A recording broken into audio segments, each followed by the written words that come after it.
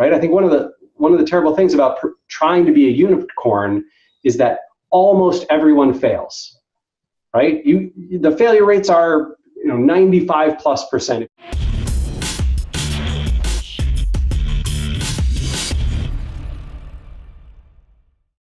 So it's a great learning, and I wish everyone in Asia, especially I'm in the startup and tech scene, so everyone in Asia has your book. And in Asia, we also have like the big unicorns. In Malaysia, something that came up from my country is called Grab, which is the Uber in Asia. And of course, everyone knows Alibaba. And there are things like Traveloka, Gojek, which is the Uber in Indonesia. So everyone here aspires to be the unicorn.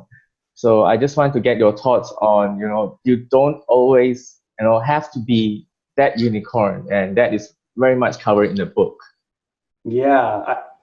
In fact, I think that most people, I think 99% of entrepreneurs probably should not try to be those unicorns. One of the things that entrepreneurship provides, right? The independence and ability to control your own destiny, and the ability to set the company culture the way that you want, and to build something that you want to exist in the world. Those are all wonderful things, and they don't require billions of dollars. They don't require market domination. They don't require you to be a monopoly. You can do all of those things with a small team, with people that you want to work with, building the kind of company you want to build.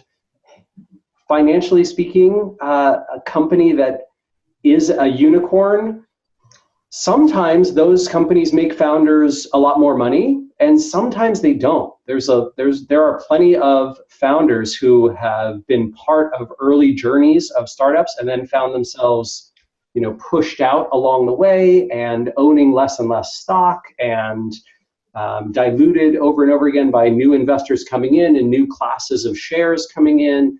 And so there is just a real misunderstanding in the startup world that you can have a bootstrapped company, or a company that's funded via debt, or a company that's crowdfunded, or a company that is funded just from angel investors or friends and family, or some of the new alternatives that are out there, like Tiny Seed Fund, which my wife and I invested in.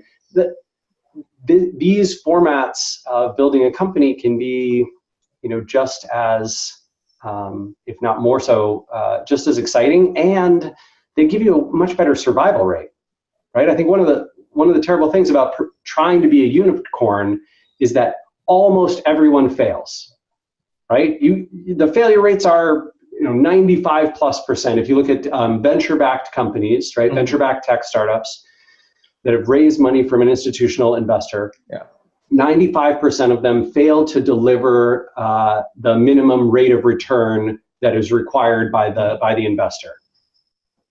Those odds are terrible odds.